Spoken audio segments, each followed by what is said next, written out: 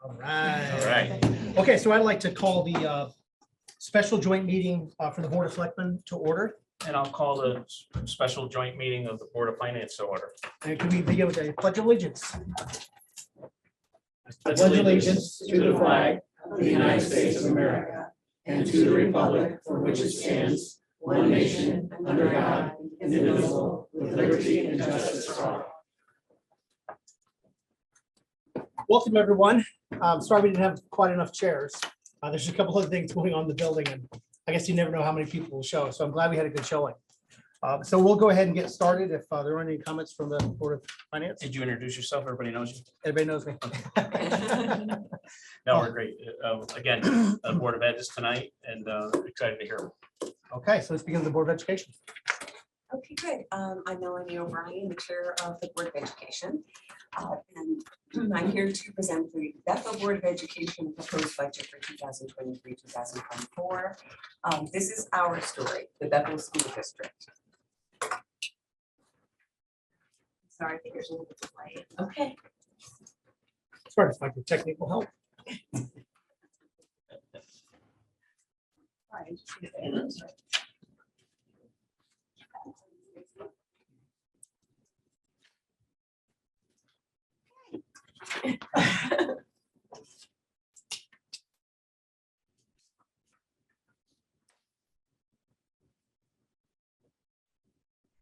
Oh, there we go.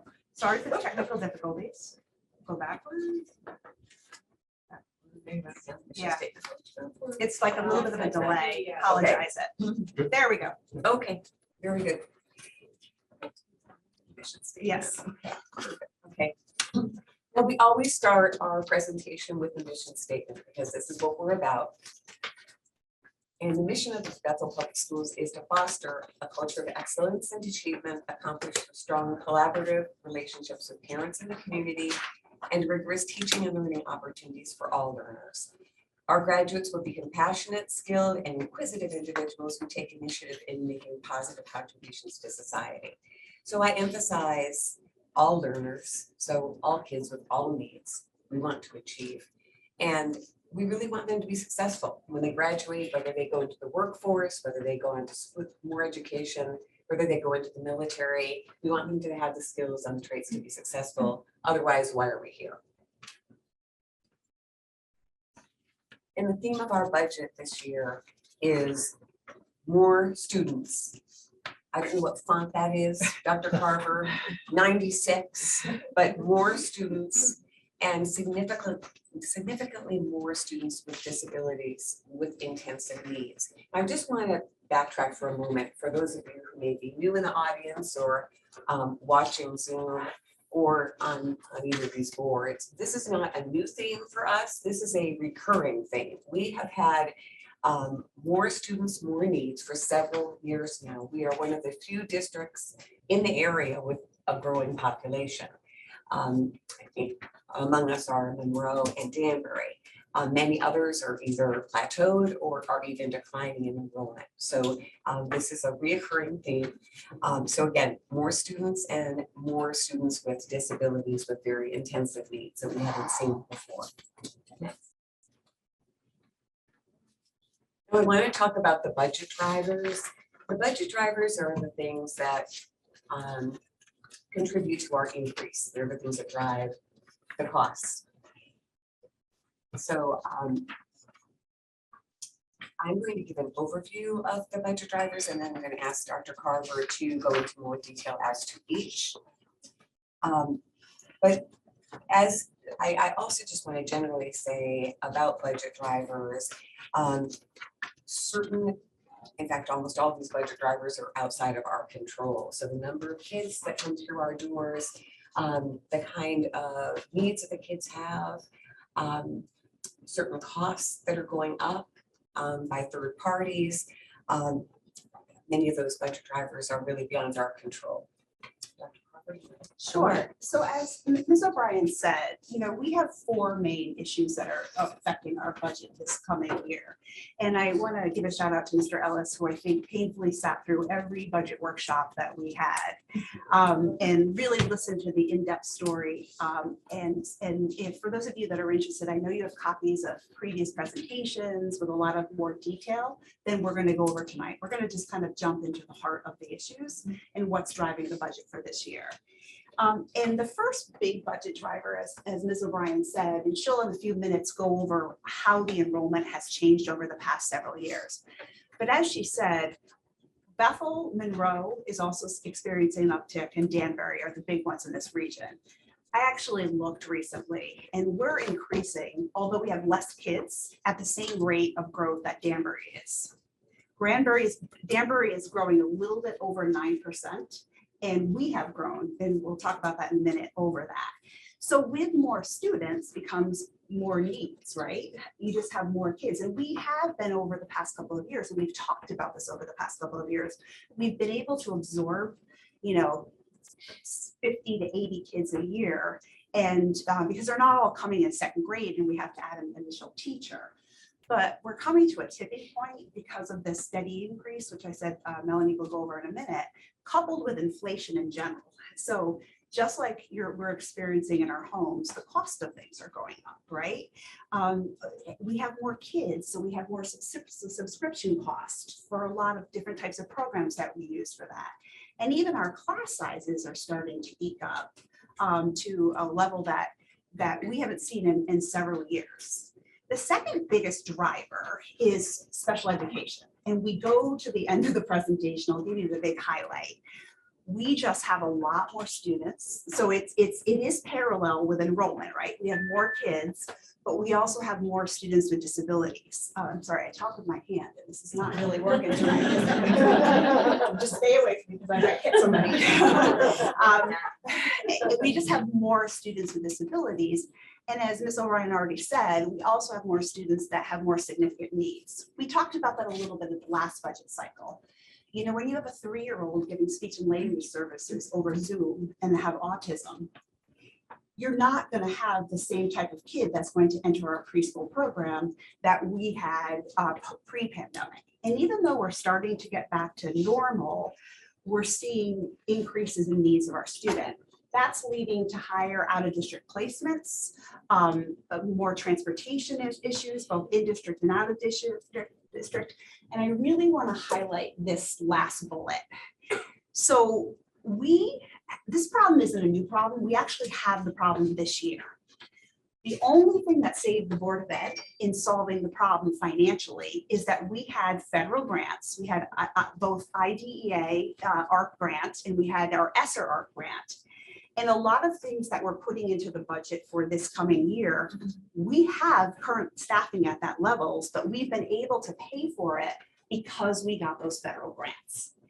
Though the first of 2 grants is leaving us, and we still have a legal, ethical, and moral obligation to provide those services for our students with disabilities.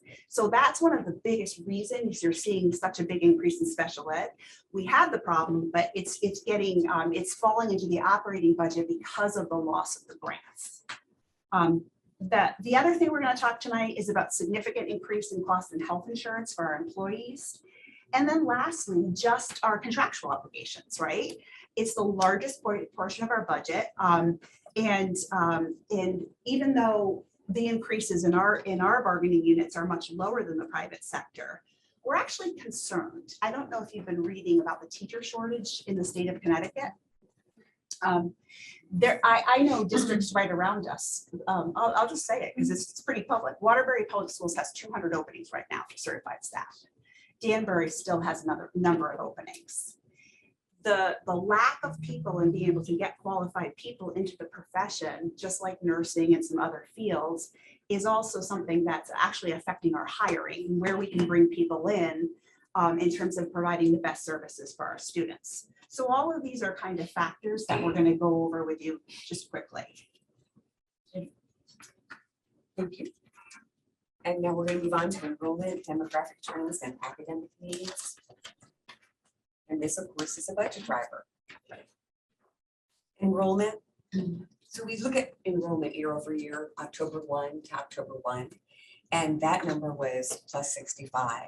And then from October 1 to January 6th of this year, another 28 students. So that means total of 93 students. Have entered since the beginning of the school year. And again, that's a large number, and they, Dr. Carver, correct me if I'm wrong, they are spread out throughout the schools. But it's interesting, one of the trends we are seeing is that when we get families moving in, they tend to be about the Johnson School age, the 3rd, 4th, and 5th grade and middle school. I mean, we get a natural attrition to middle school. You know, we have St. Mary's families that come back to the district. So there's always been a natural attrition. But for whatever reason, that's the grade when they tend to enter our system. Right, so more kids year over year. And then, so how do we see our trends with enrollment? Our trends are trending upward. We've had an increase of 9% in the student body over the last 6 years, or 268 students. And there are projections. There's the New England School Development Council that has done a recent projection for us. And they report an increase of 5.1% in the next 10 years, which would be an additional 164 students. We would just say to you that we're a little skeptical of projections because they've always been on the low side when we've had them done before. We had them, a couple done for the school projects, and they did end up being on the low side. So I would just be, I think they're probably conservative numbers. So in terms of the impact of what that means to the budget, I've already talked about some of this, so I'm not going to repeat myself, but you know, we're concerned going into next fiscal year about increasing class size. We're concerned about caseloads for our students with disabilities, having enough resources for our teachers to be able to meet the needs of our students. And, you know, I actually think we have to start having a conversation about space. Right now, we're utilizing pretty much every classroom in our buildings. And the high school is over 1,000. I think we're over the highest projection that Bethel's had in the history of Bethel High School. Chris is here. I'm pretty sure we're pretty close to it, if not there. And the next, now the good news is if we look at the projections, like from 2nd grade down, those classes are a little bit smaller, but and I use Melanie's grandson as an example because when his class started, he doesn't live in Bethel anymore, but when his class started, they were 187 in kindergarten, no, 178 in kindergarten. When by the time he was in 4th grade, the class was over 200. And that's why what I'm saying is we're continuing to see that growth at rapid rates. And with growth, we need resources to support the needs of the students. And we're really also concerned, still coming out of the pandemic, kind of where we are academically. I don't put a lot of stock in state testing because I think it's a snapshot of a day and it's one data point in terms of a bigger picture of how our students are doing. And this graph just looks at literacy and compares where we were pre-pandemic. So the green lines represent Bethel and I guess the grayish color lines, gray purpley color lines represent the state and where we are. Comparison. And we've always done much better than what the state averages are in terms of literacy and mathematics scores.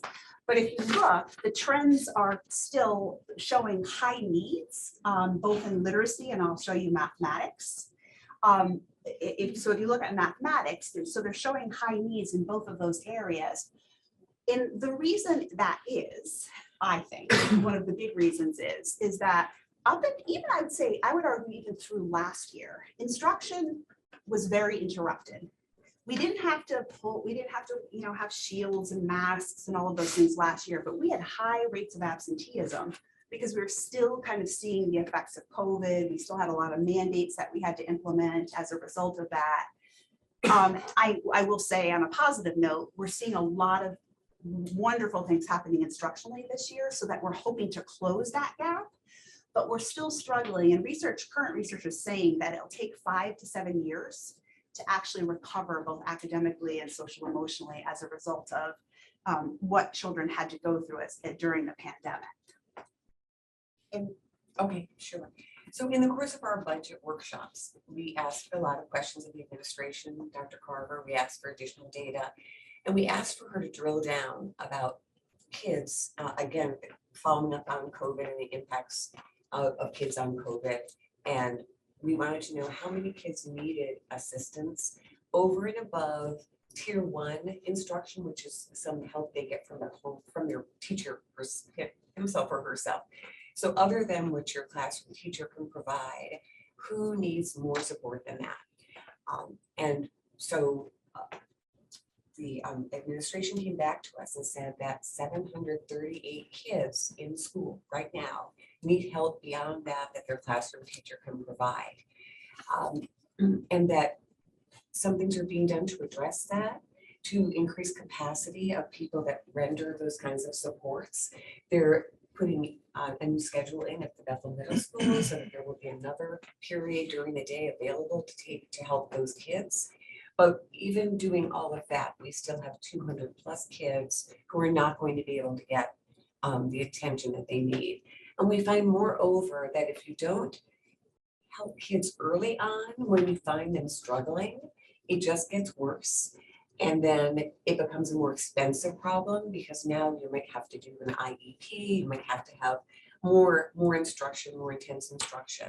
So it's important fiscally to get to kids for financial reasons, but it's also important to address those needs so that the child hopefully can move out of getting those interventions and not need it any longer. So 200 some odd kids were not going to get that kind of support, even with this extended day, this different kind of programming and schedule at BMS. So we felt that that was not something that we were going to find acceptable, that the board saw also the proficiency in math and literacy dropping. So we're still struggling somewhat with COVID and getting back to where we were. And that is why we followed Dr. Carver's recommendation for the 2 additional specialists to be added to the budget. So in terms of state revenue, I didn't even put slides about excess costs, but there's no good news on that front. And it's really, if you look at this chart, so for those that don't know, educational cost share actually goes to the town of Bethel. It doesn't come to the Board of Ed. It comes in the form of revenue. It offsets the overall budget.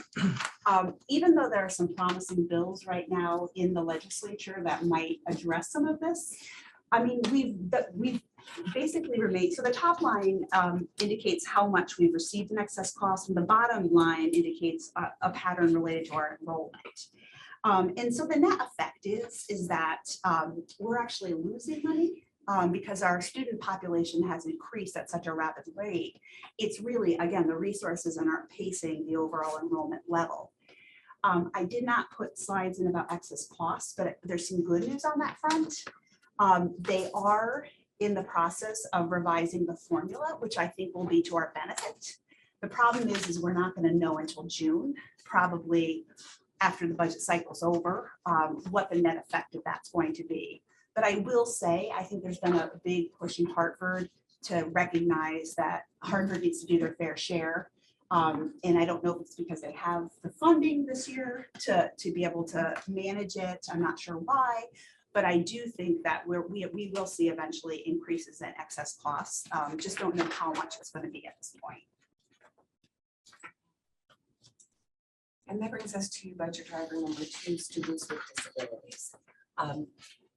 We make every effort in Bethel to keep kids in district because we believe they get a better quality education. They're with their home school, with kids maybe in their neighborhoods, and that's just a better scenario. It's also more cost effective. But sometimes you get to a point where a child's needs are so severe that you can't address them in district. And that's when we have to consider outplacements. And outplacement tuition and transportation to get kids to those outplacements have both increased dramatically. And the next slide just tells you, again, more students that That's put a strain on the nursing staff at Johnson School. And also we need the speech and language pathologists are, the needs are such that we need to increase our capacity there. There are increased caseloads because there are more kids with more needs and higher intensity needs. The out-of-district tuition has increased. There are more placements and transportation costs for out-of-district placements. The rates are up significantly. So in addition to a teacher shortage, you probably heard about the bus driver shortage. And that may mean that we just have runs that are canceled. And then we're really left high and dry and have to go out to the marketplace and get whatever substitute bus drivers we can, however we can. And that's never an inexpensive option. They're looking into a collaboration with a number of districts so that we have at least a certainty of knowing that we have a commitment and a contract to get our kids to where they have to be. It's just an expensive, unfortunately, an expensive way to do things right now with the shortages. And then we've had all those increases, number of students, out of district tuition, transportation costs, coupled with the loss of funds. So loss of grant funds, meaning that we would be losing 5 peer educator positions. So less staff, more needs to accommodate. And the next graph is about the numbers of students with disabilities. And so we are up 62 students year over year. So those are not, those include ones we've lost. That's year to year, 62 more students. And to add to this, and I showed the Board of Ed this at least twice in the presentation, we had 35 students move in with disabilities in the month of September. And with disabilities. So in addition to the overall growth in student population, we had 35 students who moved in that we didn't budget for this academic year. And so we had to scramble. And as I said, thank God for the ESSER money. Thank God that we had those federal funds, or we would have probably been coming back to you and asking you for additional funds, but we had those funds and we used them in the most way that we could. But 18 of those students went to Berry. And for those of you who haven't been in our schools, we have a lot of different programs for students with disabilities. And in Berry, we have our most severe populations. And the fact that 18 of them went there should be telling in terms of the needs of those students coming in over the previous year.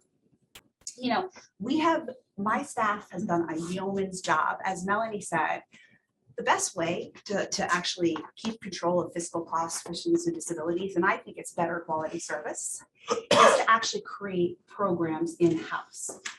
Almost, except for Circle of Friends and foundations, almost all of these programs are new, or STEP's not new either. Each of these programs, if we did not have these programs, they would probably cost millions and millions of dollars if we had to provide other types of educational services for those kids. It's much more fiscally efficient to have programs in district. And when you think about one outplacement, and for those of you that may have watched my presentation, a typical outplacement just for tuition, and this is on the, I'd say the moderate side, is about $125,000. It costs just as much in transportation to transport that child to whatever setting they're at. As Melanie said, we're right now at the mercy of livery services and cab companies who charge us exorbitant amounts of money and then drop us on a day-to-day basis. And so they know that they kind of have us. And Dr. Sapala and Liz and Megan, thank you, are constantly looking for it. So Melanie mentioned we're in a collaborative with Newtown, Bethel, Region 15, Brookfield, Watertown. I'm missing one, but we're starting a regional collaborative with EdAdvance. It's not going to save us a lot of money up front, but it's going to create much more stability in pricing. And it will also, hopefully long term, and essentially the way the model works is they only serve us. so that there's price stability. And then if we have a child going to, let's say, Trumbull, and Brookfield has a child going to Trumbull, we share a ride and thereby go together. So long-term, I think the model's going to be good, but I can't tell you that right now. I think it's going to create savings kind of going into next year. Because here's our reality. From 2022 to 2023, we have increased from 19 to 27 outplacements. And you'll see that between special education tuition and transportation, this doesn't include the other things we talked about, like the nursing services that we now need and the para-educators. Just that alone is a little over $841,000. I will also say, and I know you know this, but I'm just going to repeat it for the public who might not know that. If we don't provide the services, and because we're legally mandated to provide the services. So for example, say we have the additional paras. If we don't provide the additional para support, then likely that child's going to end up in an outplacement, which would probably cost 4 or 5 times the amount that the para would cost. And so it's really kind of significantly changed over previous years. So as just to kind of summarize, this budget does create, and I hesitated to call it new services because we are providing these services this year. Nothing in this budget is new. The only thing that is different is that we've had to shift funding from paying for our paraeducators out of a grant to the operating budget. We had to add an RN to Johnson School for 2 reasons. Melanie's right. To meet the overall need of the population, because you have close to 680 students at Johnson School right now, and there's only 1 nurse. But we also have students with disabilities who need those services also. So it's kind of a combined reason. We added this year a point for speech and language pathologist. That's a not benefited position because at Circle of Friends, the caseloads were so high that we weren't able to meet our students' needs. In the past, we tried to contract services, but you end up paying 3 to 4 times the amount as opposed to just adding the speech and language with our pathologist, who is fabulous, by the way. And then, so that summarizes special ed. So we'll go to health insurance. Right, that's the next budget driver, health insurance. We joined the Connecticut Partnership Plan years ago. It was really advantageous financially for us to do so for a number of years. However, this year there's a 10% premium rate increase. Not all of our staff are on the Connecticut Partnership Plan, so the impact to our budget is only 8% year to year. However, it's a very big increase because it's a big number to begin with. So, but we do contractually provide this to our employees. So obviously, there's nothing you can do about that. We're going to provide coverage. Yeah, but I do want to say, Please. yes, because this is a huge budget driver. When I show you the end slide, a couple slides from now, we are currently out to bid on our health insurance. Over the past 2 years in the Connecticut Partnership Plan, the premium increases has been, well, if we count this year, 22.5%. And that's just not affordable. And so we explained to the Board of Ed, and I recently had a staff meeting with my staff to kind of give the reasons why that we were going out to bid. We got a preliminary quote on insurance to see what the difference would be. And because of our claims history and our benefit pool, we're actually attractive to a lot of insurance companies if we come out of the Connecticut Partnership Plan. So we think that, well, we know that the bids are going to be in to our insurance consultant this week, and that's Siegel and O'Connor. And that we will be presenting to our unions at the end of next week, kind of where we are in this process to see how much savings we can get from health insurance. We think it's at least 1% off the budget is what we're looking at.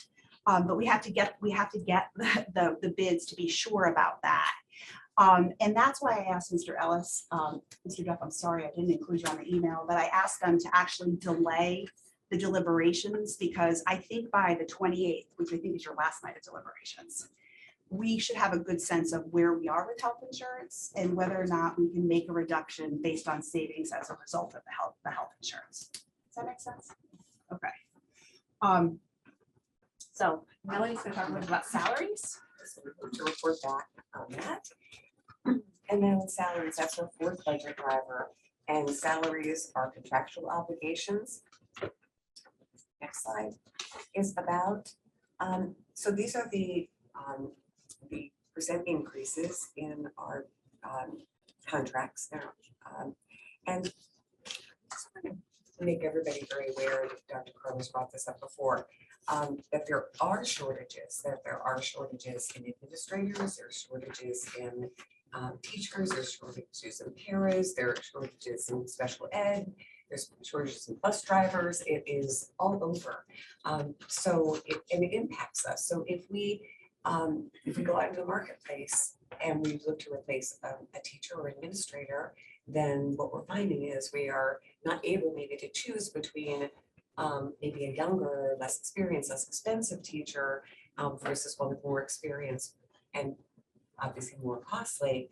We might not have that choice. We don't seem to have as many options with that as we have in the past. So this is something that we have to be aware of. So anyway, we just wanted to point out that these salaries, salary increases are negotiated. They were actually negotiated at the beginning of the year. We were one of the first bargaining units, I believe, started our process early on.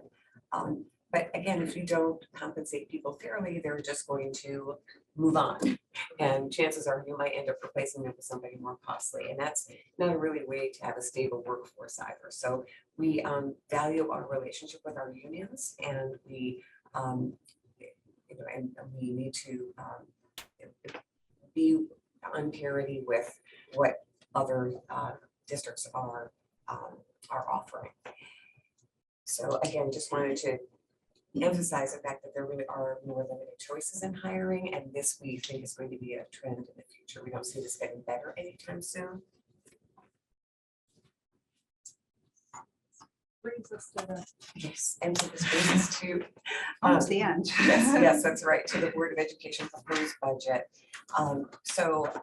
Dr. Carver is going to go into the specific breakdown of the budget increase with the oh so famous pie chart. Dr. Yes. Carver. Yeah, so, you know, we show this to you every year, but it's actually higher. 84.9% of our overall budget is salaries and benefits. We are a people industry, people teach children. I say that every year, I feel like, but it's true.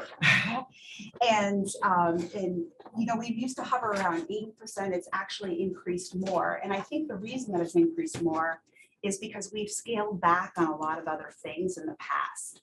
This budget that we're proposing maintains all of the current programs that we offer to our students and our families, all of the curricular and extracurricular programs that we love and make this community a special place to live in. All of those are included in the budget. But if you look at the real breakdown of the budget and where it kind of falls apart, you'll see that the salary increases are about 3.10% of the overall budget. The health insurance is the number that I hope to come down. That's why it's like, you know, arrows in green, right? Because I do think that we'll probably see a reduction in that area. But if you look, 1.64% of the increase is just to support our students with disabilities. So that's a significant amount of increase in money for that. And if you look at everything else, and it was only about a $73,000 increase. And that part, a big part of that was actually the increase in the bus contract.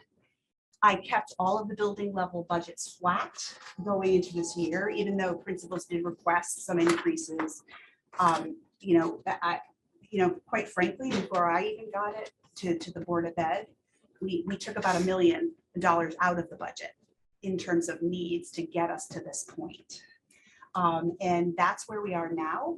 As Melanie said, that the shift from my original budget presentation to what the board asked was really due to those 200 students that wouldn't get services that were previously funded in an ESSER grant. So that was another goal. Those are some grant positions that the board wanted to move over to the regular ed budget.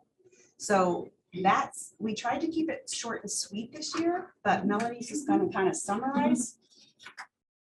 Yes, I think if we learned anything from COVID, it was the value of the teacher in the classroom. That Zoom meetings and Zoom classroom and distance learning, that kids were disengaged and it's taking a while for them to come back. And also the estimates, and unfortunately the grants, in terms of the grants, didn't end up really being long enough for what we're finding the effects of COVID to be more like 5 to 7 years, where the grants are, are stopping long before that. So we're really, the impacts from COVID are still very much with us. And so just context, I like to, numbers to me have more relevance in context. So we've just got a couple more slides. The Bethel ranked 149 out of 164 in per pupil expenditure, which is in the lowest 10% of the state. One of the reasons why this is so important is, I think there's a perception about education budgets and there's fat in there. And I have to tell you, we run extremely lean here in Bethel, extremely lean. And we're concerned about being able to continue to maintain the same quality of services and programs to our students. And so that's one of the reasons we try to highlight that.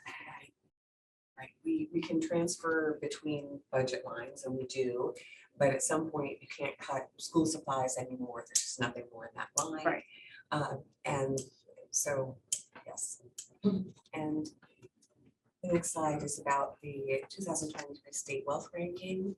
The Bethel is 79th out of 169 districts, which is in the top 50%.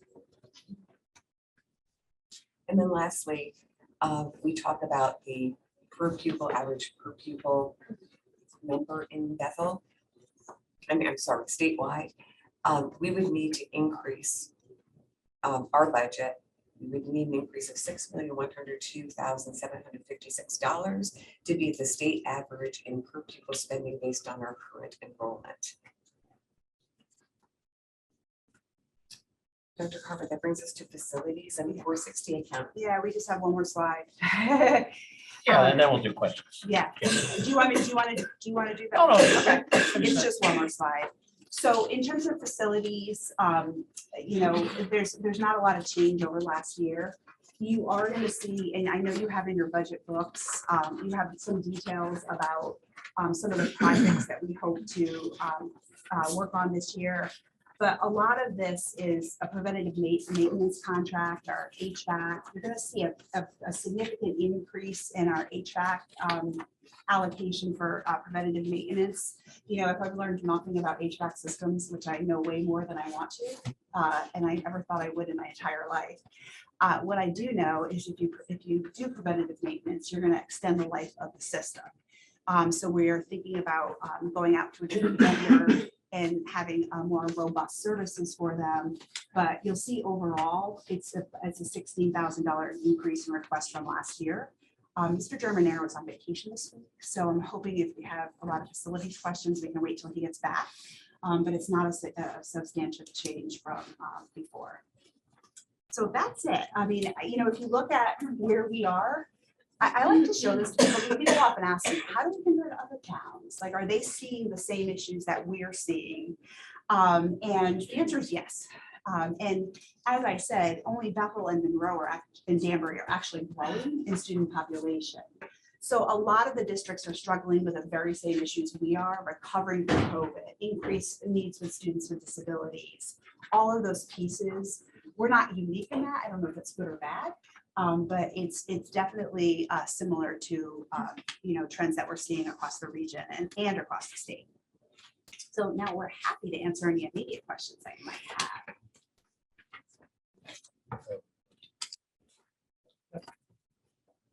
Talked about per pupil expenditures, and I I know you guys do a great job.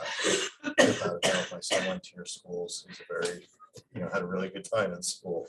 The one thing I don't like about that number is it's not an even number. Some school districts would pay stuff that the town pays on our side. So the per pupil includes what the town They pays do. at the school. Oh, it Yeah. does. So Okay. the So town that- does Apples for apples, right? Yeah. So it is It's apples, apples to 100%. apples, so it includes what is contributed in the town, it includes all grants that districts get. It also includes what Brad's saying, what they call in-kind services. So we have to actually report, like for example, the town pays for SROs in Bethel, it's another community, it comes from the school district. It's a way to standardize all school districts across the state. It is a valid apple to apple number. Even with debt services for the construction of the schools? Debt service is not included. That's the only thing, you're right, Mr. Ellis, it's the only thing that's not included in a per pupil expenditures. So some districts may not have as nice schools, right? I mean, That's correct. Right. That's correct. I That's mean, correct. and the town of Bethel has been very generous with that. 100%. Yeah. 100%. No, thank you. That's what I wanted to know. Was You're that? running. Hold on a second. There. Just take it over. I know. So I have a question. You spoke a little bit about recruiting and replacing teachers. Right. And you mentioned about being on parity with other districts. How are we on parity with other districts right now? Well, we have been able to hire all of our vacant positions, which is good. But we have hired more, and that's part of the reason that the 3 point, that the salary line is a little bit more. Because we have hired teachers with more experience.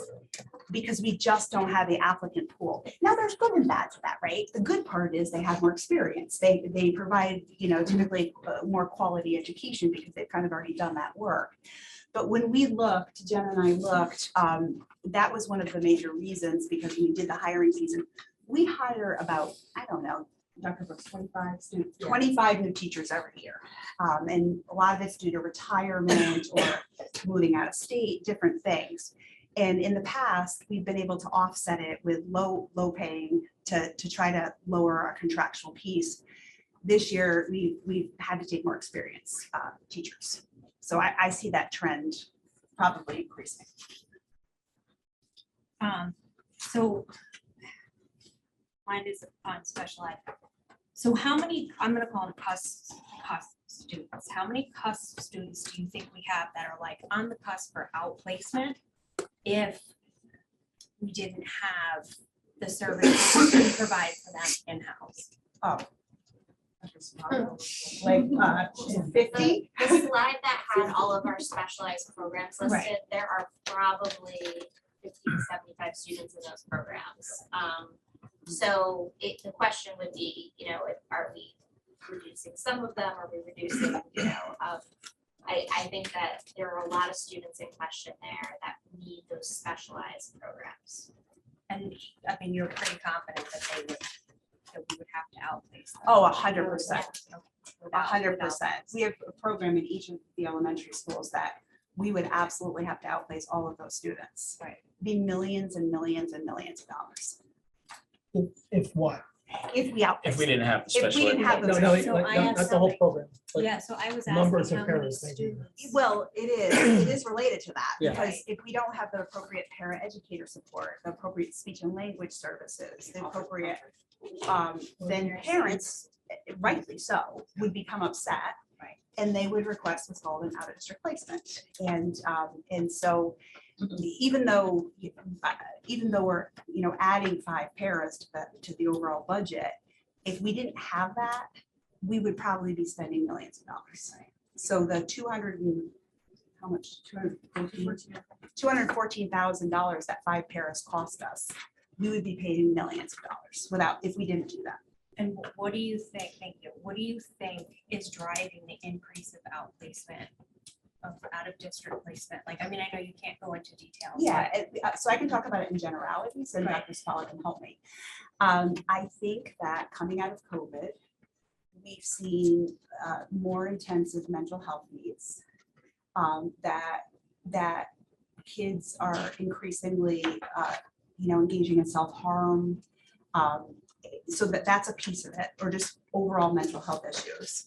And then we have some students who have autism or some physical disabilities that have such intensive needs that we just can't possibly maintain them in district. You do have? Yeah, I mean, I would say it's also very much tied, we definitely have some kids with more significant needs. So those students did need to, they really require the outreach. There's nothing that we could have done in district for them. But our increase has sort of paralleled the student population increase. We still remain way below the state average in terms of how many students in Bethel are outplaced. You see a big jump between last year to this year, in part because outplacements weren't really open for students after COVID. So our population was increasing the entire time.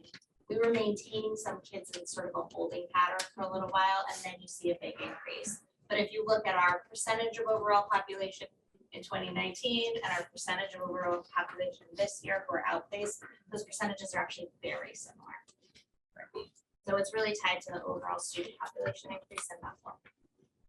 And what do you see, what are you seeing in terms of like an increase in the percentage of disability kids coming in comparison, over the past Yeah. couple of years? So we've gone up slightly, but we're still under the state average. So we have gone up. The state trajectory has been very significant increase in terms of number of students, and we're still below the state average. Yeah. And actually in my November presentation, which I think you have a copy of, because Mr. Clayton asked, I actually must have anticipated he was asked the question. We actually made a slide because I wanted to make sure that we weren't identifying students with learning disabilities just because of the learning loss that might have occurred during COVID. And the data is actually pretty interesting because when you look at it overall, it was really more related to kids with more significant disabilities that had moved in to the district. And that created kind of the big change in the population and the costs. So. I'll jump in for a quick minute. You guys were very proactive on the healthcare, and I know you and Jennifer were very upfront with that and realized there was a problem and went out for that. Obviously, it's the same coverage you're looking. Obviously, the unions are going to expect that. Yes, that's correct. And if you could just speak a little bit about the new grant. Everybody saw the $240,000 grant in the paper. Was that? Oh, yes. Yeah. I was so proud. Dr. Sapala wrote a grant, and we were one of 20 districts in the state of Connecticut that received it. We only received a half of what we asked for, but it's going to provide an additional social worker to the district for 3 years. And it's good because we've needed that anyways, and we didn't, because of the high increases, didn't add it to the budget. So it's going to be split between Berry School and Bethel Middle School. And it will, again, along with our school-based health centers, our own counselors, psychologists, and social worker staff, help provide, because if you look at our data in terms of need and the amount of counseling that kids are receiving in school, I know our first selectman came to the session, and Rich came to the session when we talked about the state of the student. But if I'm not wrong, Dr. Sapala, I think last year there were 15,000 counseling sessions in the Bethel Public Schools, where students, that's not for want to find a college. Those were kids that initiated some type of social emotional need that they sought out some type of counseling and extra support. So that will help us in terms of providing those the needs. So we were really thrilled to get that. I know we live in a world of Zoom, and we have a lot of people on Zoom, but Cynthia, Daleen, Bob, Manfreda, is any questions? Mary, do you see any hands up or anything? No hands up. I'm good right now, but thank you, Nick. I just raised my hand, my little hand there. Okay. This is my 8th year on the Board of Finance. And first of all, I just want to say, I know you guys do an incredible job. It's not like I don't believe your numbers, but what happens is every time you show that pie with the 85% of administration and salaries, and then now talking about, the students and the influx of students and special needs. After every budget, every education budget presentation, I just get depressed because I feel like in some ways, like, we're hearing it and, it's not like I don't believe it, but what's frustrating, and I'm really happy about ECS, by the way, because I've really been, vocal about that for many years. And I just think it's good that they're revising that formula, not fast enough, or not soon enough. But it seems like there's so many concomitant factors that are creating these issues. And you don't have to name them all, but I'm just saying it seems like still the state is mandating so much stuff that it puts a lot of pressure on us as a municipality, not because we don't want to contribute, but it does seem to me patently unfair that so many of these things are just sent by decree.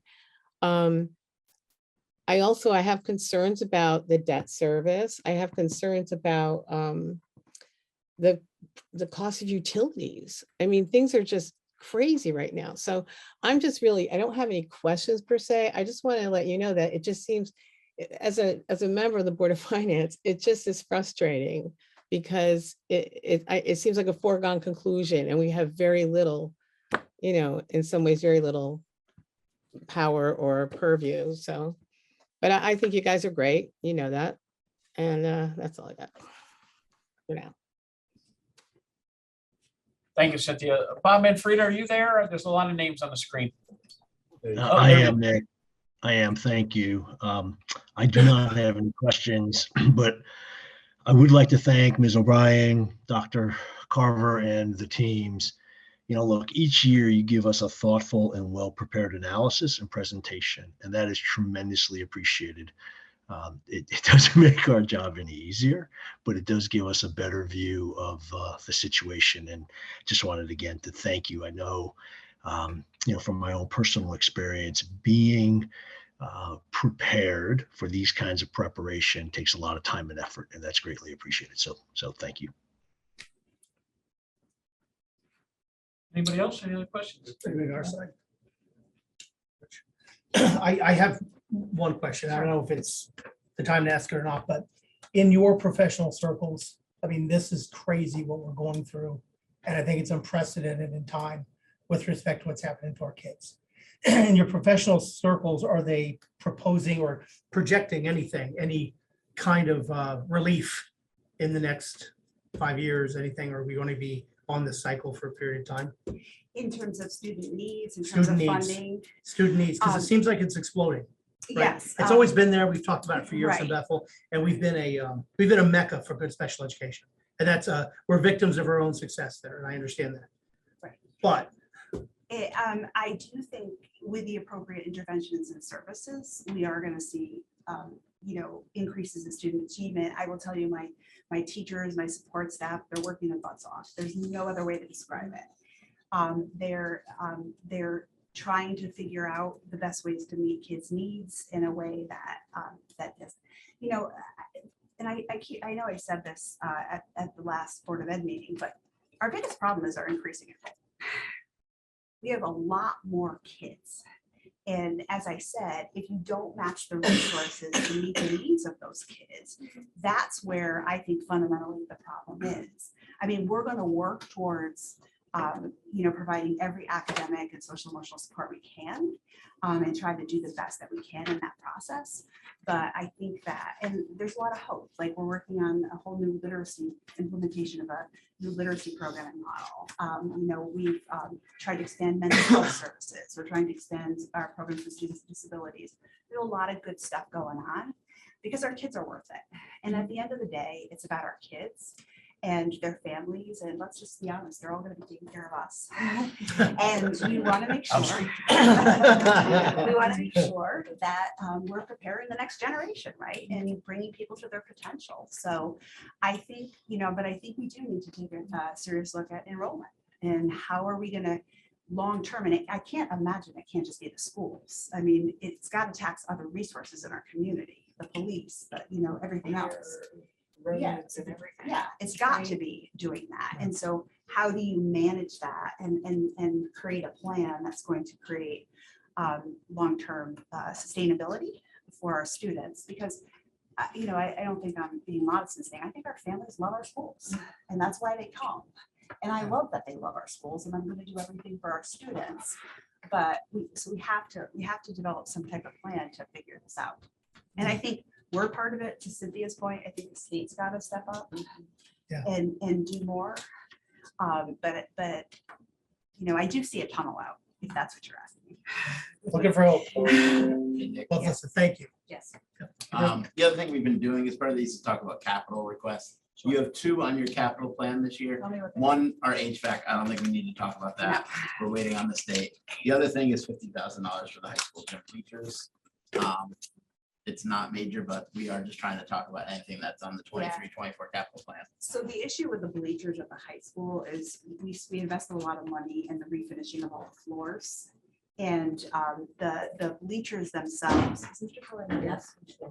The bleachers themselves, they're almost to the point where you can't pull them out and in. So they weren't electrified, we've got them in the meantime, but we can't pull them out without them dragging on the floor. They're actually damaging. It's the roller problem, right? Plastic They're rollers. it's just shoddy whole system, and unfortunately, without motorized systems, motorized systems keep it running smoothly. Or when they were put in, and it's getting to the point where it's destroying parts of the floor. And parts of them are not safe either, because they bounce.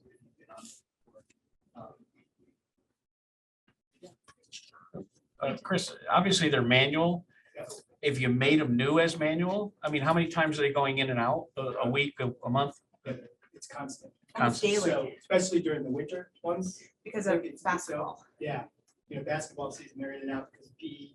Different uses of the floor. Correct. Volleyball season, they're in and out constantly. So is And it, then we have events in- is the plan to refit those with new rollers and motor? Electric. That's the plan. Yeah. So it wouldn't be a total replacement of the actual bleachers. Right, it's just a mechanical. Yeah. Right. And I'm sorry, Brad, what was that number? 50,000 was the capital plan. That was the quote that we got. Somebody passed me this note, like we're in school. We had You get in seven- trouble? Which Well, one give me, was it? give me, hey. And someone make sure you chewing get it. gum, I saw gum. We had 7 new students registered today. I'm sorry, 7 new students registered today. you having a special this week? Or something? I don't know. So they trickle in. They just trickle in every day. Yeah. They just literally trickle in every day. And with a lot of the new housing that's going to be going up on Route 6, I think that will probably impact the schools too. It's my understanding that they're 2 bedrooms mostly. Which one now? Well, Route there's two. 6 up there. Yeah. You're talking about There's the one in there's front of one the in front of the, Stony Car- Hill Inn? what's happening in front of Copper Square? That's, More Copper 100 and- Square? what was that, Richie? On the side of Copper Square, you mean? Like right in It's like front. 100 and something units. Right in front. And then there's another one by Across from the Armando's. delis.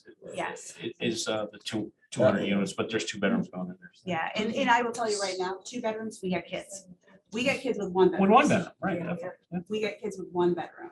So I just throwing it on the radar. That's why I think we really need some intensive long-term planning on how we're going to continue to manage the growth. So. I want to just follow up on your comment before the discussion about the capital stuff came up. You said this is like a convergence of a lot of things, and it is. It's a very unique moment in time where COVID and the kids and the special needs, and center research tells us that parents are, the top of mind issue is anxiety and depression in kids.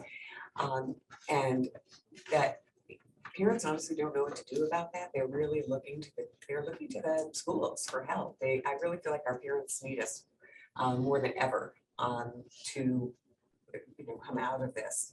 The effects of COVID really have been long-term and deep, and not just affected academics, but really the social and emotional wellness of this generation. So it's a very unique time. You're right, it is. And just to get back to the HVAC, we have not heard. And I emailed the Office of Civil Construction and I said, when can we hear? And she said soon. Yeah, you said that last week. Yeah. The week before. I'm hearing now we might not know till March. Oh. Like what? I'm sorry? Jen heard Wait till Jen- March, maybe. Not that here. we will hear if we are going to actually get the grant. And as you all know, if we don't get the grant, we can't proceed with that part of the project. So hopefully we'll know soon, but we're not sure. Hurry up and wait. Oh, yeah. Well, if there are no more questions, I'd like to I thank would you. just, I'm sorry, again, Dr. Gerber, I can just say, I went to a lot of presentations and it's amazing the staff that you guys have. And I don't want to pick one presentation was better, but the special ed was very informative and you're lucky to have the group. Our kids are lucky to have the group that you have. Yeah, I wholeheartedly agree. Thank you for everybody.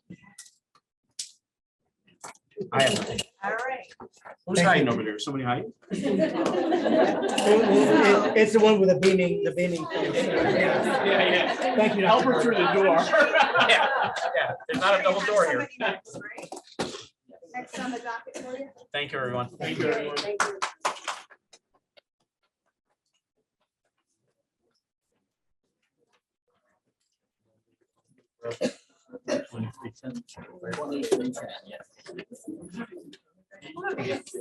Your hairline's getting a little higher, right? Every year. I don't. TJ, this is. I'm gonna make you one. You came in early, Steve. Starting the hall. Have a seat. They're in the hall. They were on the hall. Yeah. That's the thing. We're right there.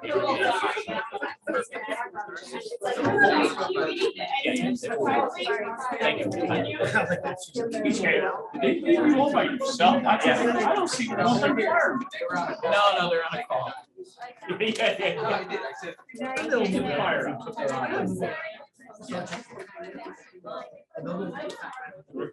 Pusher, because he was the guy responsible. They are. They were out on a call. And I said, take your time because that was going on. They should be here. Thank I mean, Galliford's even out there with the fire jet. You want to take a 5-minute recess? You want to take a 5-minute recess where we're waiting? Okay, so we're gonna recess for 5 minutes. Everybody? We're gonna be at recess for 5 minutes to give the chiefs some time to get here. Anybody who wants to take a quick break? Yep. We're just gonna give the chiefs a minute. Yeah. Stop drinking so much water. All right, again, we have the 2 fire departments here. We have DJ, Chris McCollum and John Baker. Go at it, guys. So I'd like to start just by again introducing myself. Everybody doesn't know I'm DJ Brown, Chairman of the Fire Commission. Thank you for your time this evening. This is this commission's second year going at this, so we're getting a little better. But I just want to say that last year when we started this process, the chiefs came at us with kind of a good chunk, and we really worked well together to cut that down and get that to what we as a commission thought was a fair and equitable operating budget. And I'm pleased to say that this year, both chiefs came to us with about a $10,000 increase from last year. And that's basically just due to equipment price costs, and utility costs. And with that being said, we were very pleased with the budgets they presented. So we went ahead and, accepted them to pass on. So the Bethel Fire Department, Chief McCollum came to us with a requested budget for $202,360, which is a $10,095 increase over last year. So it's a 5.25%. And Chief Baker came to us and requested $177,300, which was a $12,100 increase at about 7.32%. And again, all the increases were solely in cost raise for, service contracts and equipment prices that have just gone up due to unfortunate demand, the way the economy is.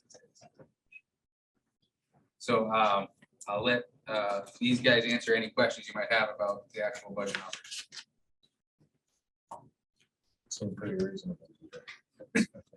We're gonna talk about $10,000 is not a lot. Do they let you ride in a fire truck? That's important. I do that enough. I don't need to. Does that every day. Well, I just want to say thank you for presenting very reasonable budgets to the board. This is a tough year, a year like we haven't seen in a long time. And, appreciate the effort. Anybody else down here? No, I would just echo what Brian said. I think it's very reasonable, and we're fortunate to have 2 fire departments in our community with the enrollment and the participation. Do you You want to say ditto? Say ditto. You know, Okay. Um, Yeah, okay. I was Yeah. just gonna look at Zoom. but go No, ahead. you, No, no, your no, guys no, first. you go and then I'll. Okay, Chief Hager, what is the enrollment at Stony Hill? The total number of Yeah. Members. members, 77. And I echo what everybody said. Great job. Chris, how many members are in your group? We're approximately 110 right now. That's a lot. Huh? It is a lot. That's part of what drove, Wow. that's coming up a little bit because you gotta do the physicals and that stuff, so. We have some members that's the on. Professional services. No. Yes, Yeah. yes, that's OSHA, correct. stuff like that, training. That's all required by law. If we don't do that, we're all in trouble. We have members on Zoom. Bob, Cynthia, anyone want to chime in? Daleen? I guess I'll go first, Nick. Thank you. I don't have any questions. Again, I just wanted to thank DJ and the Chiefs. I think this fire commission structure just makes things much easier and gives us, I believe, a feeling that, you know, it's a coordinated effort, and that's invaluable. So thanks, gents. Daleen, Cynthia, anything? No video I'm there? good. I'm good for now, Nick. Thank you. Thank you. So let's move over to the capital plan. Okay, so moving into the capital plan, you wanted to discuss 23, 24, right? Yeah, Okay. yeah, I think that makes sense just to see what we're looking at. So, I don't know if it's our book, actually. I had it from the other night. A small print. Oh, it's in the book then. Yeah, you got- Let's send it. Yeah. Is it in the book? No, it was in, Brad it put was in a mine separate out. package. I got mine. So Oh, thank you. we'll start with Bethel Fire. yeah, so with Bethel Fire, I'll let you speak for these two items. if you'd like. Okay, so the first two are replace ladder truck, which was already refurbished, which was supposed to be a short-term fix. We're now in 16 years. It needs to be done. That truck, by the way, originally was bought with revenue sharing funds. It cost the taxpayers a ton of nothing, nothing what was originally bought. And the other thing is to refurbish Rescue One, which is what we call a commercial chassis, which is just a regular truck chassis. The chassis is in great shape. I don't feel the need to buy a brand new Rescue, and I think for $250 or less, actually, we're going to be able to do the basic refurb on it, and the commission will decide where that's going to slot in as to how many years we're going to keep that before it will be replaced outright. The refurb on that would be basic paint, body work, and body work that needs to be done. Maybe some recompartmentation, depending on the equipment we have now, but we can get it to fit better. It would be emergency warning systems and lights. And it would be to check all the wiring in the box to make sure it's all good and compliant. And that's basically it. That would be what the refurb would be for, because as I said, the chassis really doesn't need work. I'll just speak real quick towards the ladder truck, because I'm sure there's some questions there. But I just kind of want to, I know that's been kind of an ongoing issue here for a few years, and Chief and the department has been waiting patiently, but one thing to keep in mind is that this is going to just start a process that's going to take 2 to 3 to maybe even 4 years, the way that they're building trucks right now. I know that in some other towns nearby, they just purchased a ladder truck that's not going to be here for 2 years. So, that's something just to keep in mind. And, I think the goal for this year is to get the process rolling, to decide what we have to do and, what we're going to be looking at. You only have one. So the town of Bethel right now has one ladder truck. The Most time frame right departments have now both from departments. Yeah, the 'cause salesman. right now Bethel only has One the letter. town's only ladder Right. truck. Right, we have an elevated platform. Yep. The time frame right now from the salesman, once you actually sign the paperwork to order it. It's not, you don't just start the process and that's it. No, you got to sign the paperwork to order it. Is 24 to 30 months today as we speak. Okay, so there'd be plenty of time to figure out how you want to fund it, etc. And who would work on the spec of the truck? What would the spec of the truck, typically what we do is we form a truck committee at the firehouse. I would assume that we want to have somebody from the commission will be involved in that committee, so that there will be that continuity with the commission. And you come up with the spec, you work with the salesman and with the factory for the vehicle that you decide that best suits the needs.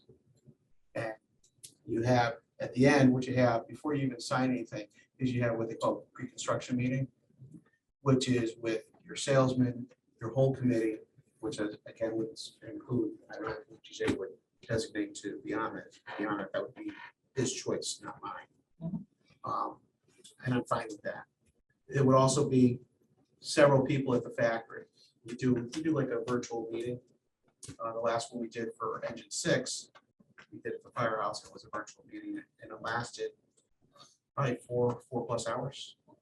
I mean, it's pretty thorough. You go through everything. You got to go through everything line by line to make sure that everything is correct and this is the way you want it. And this 1.8 number, is that a current number or? The 1.8 number, I believe, is a current number. It may be a little lower. I did ask the salesman. The truck may be a little lower? for a little bit, maybe a little bit lower than 1.8. I did ask him for a current number and he told me he would have that for me by next week.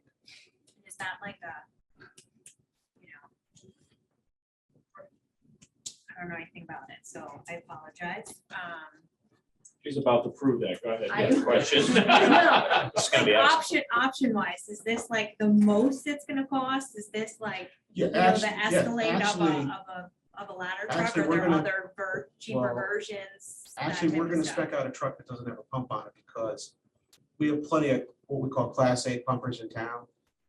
We have 5 right now, including the current ladder, but you gotta maintain those pumps. So that'll cut down on costs for me as chief and for the town and the taxpayers if we get the ladder truck without a pump. There's plenty of pumps that can supply that truck if need be. So that takes that engineering out of it, which is gonna save money. It takes the cost of the actual pump out of it, and it takes the cost of maintaining it every single year up to the standards that we have to follow out of it. What do you think that cost is? The one? You know, it could be 1.5? 50,000 or more. No, it could, yeah, I mean, you know. And it also opens up I'm sorry, extra did you say compartments. 50,000 Or less more, or more, to yeah, take the pump less, out? yeah. Sorry, go. And it also opens up extra compartment space on the rig, which is what you want with a ladder truck, because, you know, the guys and gals, we like to carry a lot of tools on the ladder truck. So it's a good thing. But like I said, my biggest thing is maintenance wise, it's gonna be a lot easier to maintain. You know, because you're not gonna have that pump. Your commission will come back to us when you get more of a hard number. Yes, Just so, absolutely. Mr. Chairman. Is it the cost upon signing the contract or is on delivery? You don't pay for it till it's actually delivered. We inspect it and accept it on behalf of the town of Bethel, and then you pay for it. But is the contract signed when you order it Yeah, for you a have- dollar yeah, amount or You're, when it's si- delivered? yes, you're signing then for what you're gonna pay. That's correct. You can Can I- also pay some ahead, Oh, which yeah. I've talked to Joe about, who's our rep, and maybe get a discount, which I had worked out before. We were gonna have a $50,000 discount if we ordered one 2 years ago, and that didn't come to fruition. On this end, not my end. I had it all set to go. And it was 50,000 less because we were gonna pay cash upon delivery. Just had a question, and maybe this is DJ for the Chiefs. Are there companies out there that look at the town's needs and what the growths are to say what the apparatus needs are? Yes. I know there was a Holcomb study done years ago. I think it was Holcomb. Mhm. Yes, Holdsworth and Associates. Holdsworth, but that looked at how to finance them. Are there companies that'll look at what the apparatus needs are? Because So I know we've had this discussion with Yeah, the other. so I proposed that actually a few months back. Mhm. And I just kind of actually found a company that Danbury used. They did a study for they want to get some new stations, so they use this company, so I just got the contact. I've been emailing back and forth with the guy, kind of trying to put together a proposal, exactly what we want. Yeah. I'll tell you, my view was, I wanted kind of a whole analysis of, them to come in and look at the town of Bethel, and see, developments on each side of town, what we have for apparatus, for, manpower at each station, and then for them to put together a study of the needs of where we would need what, and, what type of apparatus and what's important. So there is that company, and I can tell you that the cost, Danbury was about $29,000 for that, so I don't think ours would be quite that bad, but I've been emailing with the guy, I'll get in touch with him as soon as that's. Like personally, my standpoint now is I think that's money well spent. Yeah. Because without, I would support that wholeheartedly. without knowing what the needs are, it's hard to know how to plan it all out too. And they do a pretty good job of projecting, like through, like listening to the board of, Board of Ed, through the development, and so they project. Build out. Yeah, Yeah, sure. exactly. So, Do you know how long it took Danbury to have theirs done? when they met with the person, I don't know as far as like when they signed the contract, Right. it was like a month-long thing.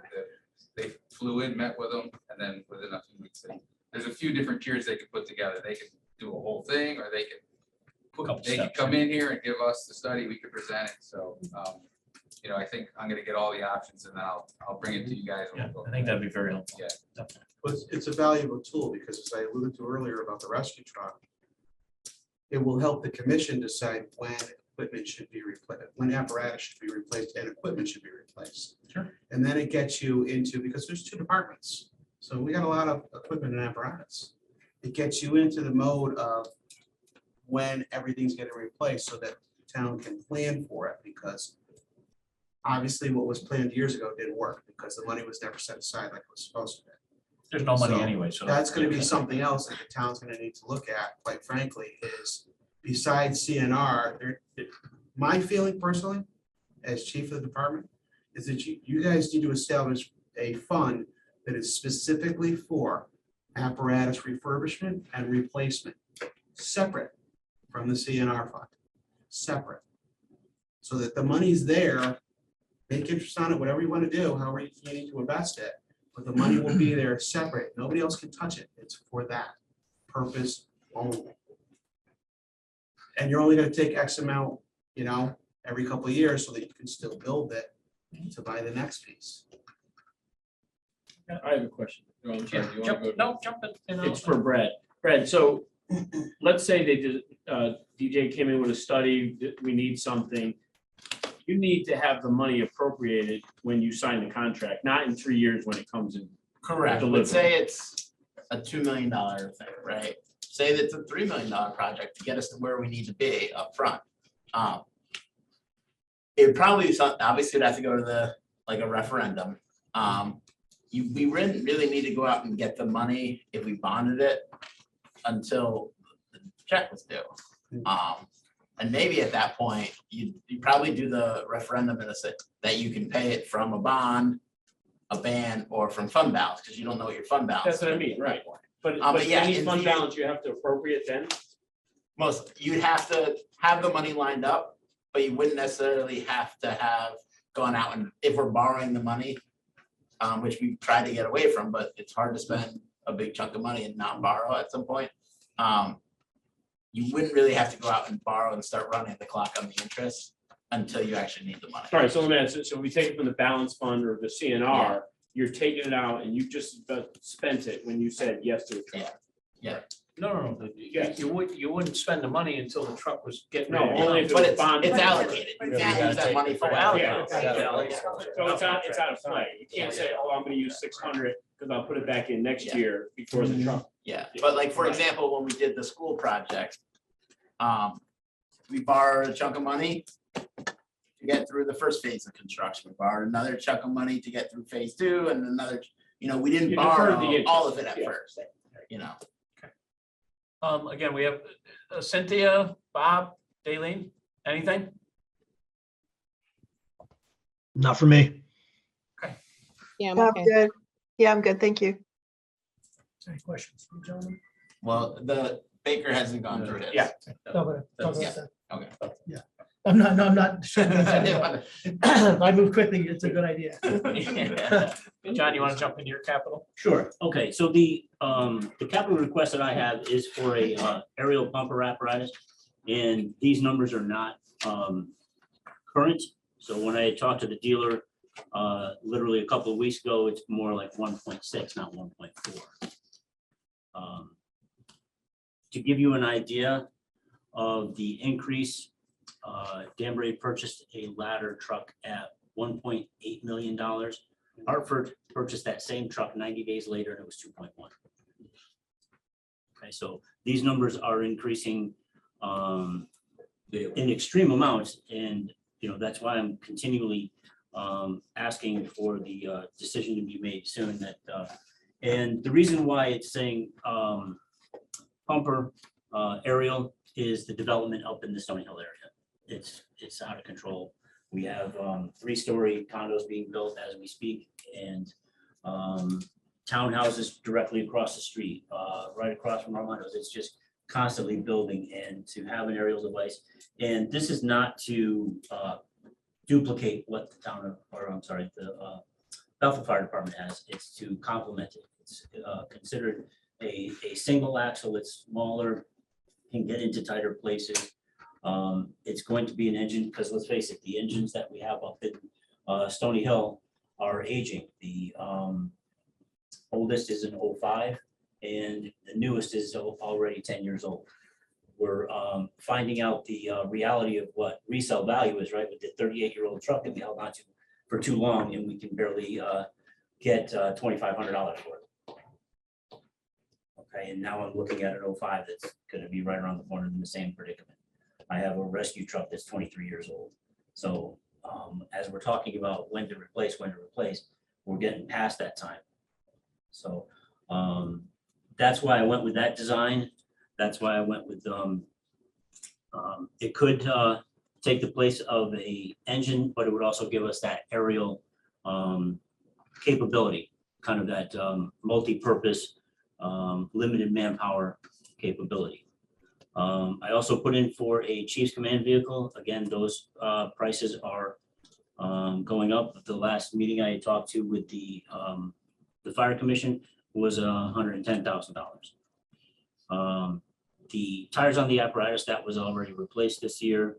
SCBA bottles, now that we had eliminated the engine 11, the reserve, we do no longer need those SCBA bottles. The replacement of the AED, that can be eliminated because that was approved through the ARPA funds. I am asking for the $12,000 for the Paratech stabilization system to mirror what Bethel Fire Department has for the ease of operation. Most calls that do require stabilization is going to be both departments. And for us to have, right now, we currently have a system called Rescue Jacks, which is a completely different system. And for us to try and cross-train on both, it's not smart. And the camera system for the firehouse, the IT department has already been allocated that money for putting in that system. So really your only small ask. Sorry. Yeah, more money, but less items. Is the Paratech stabilization. Correct. Okay, everything else is good. And the chief's vehicle, Yeah, no, that's. everything else is. Guys, I know you're not gonna wanna hear this, but I was in retail and I hate to pay retail. With inflation, is this really the time to be thinking about this? When the government finally breaks this inflation back, aren't we gonna get 10-20% off these trucks? I like to hope so. You'd like to think that's gonna happen, but you don't know. I guess my question, when do you see that? We can't afford to pay 7% interest, No, so I- it's gotta eventually break. Yeah. Is it Jimmy Carter 11? I don't know what the number is, but Yeah. it's gotta break. You're talking about, you're jumping, 10, 15, 20%. When you're talking about $2 million truck, we're talking about $200,000. And you can Right. use a comfort apparatus in Bethel, you know, a smaller ladder truck. We're gonna replace the elevated platform with an elevated platform that's the same size. That- Why would you replace it with something smaller? We lose reach. We lose reach then from the elevated platform. That's not a good thing. We have 3 and 4 story buildings downtown. No, I wasn't. So you gotta have. I don't think she was challenging you. No, She no, was no, just asking a no, question. no, I'm just saying, you gotta have. I'm just throwing some numbers tone it down a little. You gotta have the reach, and I would welcome you to come to the firehouse sometime, and we'll take that from the bucket, and let's just say what we're talking Oh, about. thank you. TJ, Yes, sir. Bright eyes. Rich went up. What's has the fire commission given any guidance in terms of, you know, again, no one's gonna wanna hear this. It's not realistic that the town of Bethel could buy 2 ladder trucks in the same year. It's just, you know, I think it's not realistic. I mean, has the fire commission looked at, you know, that's kind of why you guys are put in there to give us guidance in terms of what you think needs to happen, who needs what. I mean, that would be helpful, at least for myself, and I'm sure the other board to hear, like, you know. Absolutely. I And think the study. that they're And the gonna study. I was Well, gonna the say, I study think the was the big thing big would thing. be the study, so if I come to you guys with, you know, your March meeting with a price for the study, get that ball rolling. I think that's what we kind of have to work on. That's what, in my opinion, will define the needs. for this. I can make a motion with the COVID money if you want right now. Nah, well, good Let's try. do it. If I could just, if I can Yeah, just go point ahead, out to the Stony Hill, the chief's command vehicle. Chief Baker's been asking for this vehicle for a long time. I believe, Chief, you can give us an update that it's rusting I mean, away. currently the vehicle that I have is a 2005. It's rusting pretty badly. Just a pickup. It's a pickup truck. I'm trying to replace it with a pickup truck. When 2 chiefs ago it was purchased, that's how long it's been in service. Designed it, it was kind of like a one-man firefighting piece, which being an all-volunteer town, I'd like to be able to assist. So I want to have that combination with it being a command vehicle, because we're getting these, you know, incidents that need to have direction. So I'm looking to put a cap on it, a slide out cabinets, and command boards and communications, while still having in the back portion of that truck some items to help with it, being fire extinguishers or firefighting gear, firefighting air pack, things like that, to start some initial firefighting if necessary. But the biggest concern is again the age and trying to get something that's going to be a little bit better for the department and for the town to. So that item was really a priority thing that been discussed at the fire commission meetings.